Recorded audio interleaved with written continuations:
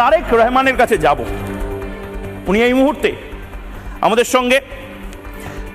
সঙ্গে উপস্থিত হয়েছেন মোহাম্মদ তারেক রহমান, যুগ্ম সদস্য সচিব, গণ অধিকার পরিষদ। তারেক ভাই, অনেক অনেক স্বাগত। অবশেষে আমার এবং আপনার দেখা হলো। আমি ময়ূক রঞ্জন ঘোষ বলছি, সেই বিখ্যাত বা কুখ্যাত সাংবাদিক যে আপনার দেশে এই মুহূর্তে আপনাদের প্রেস কনফারেন্স করার কারণ।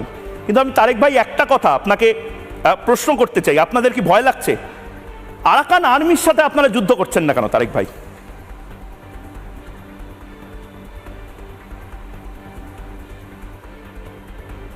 আমরা তাদেরকে শত্রু মনে করি না। আমাদের শত্রুর তালিকায় আরাকান আর্মি নাই, এবং এটা মায়ানমারের জান্তা সরকার, তাদের কারণে রোহিঙ্গারা এখানে আসার ফলে আমরা ক্ষতিগ্রস্ত হয়েছি।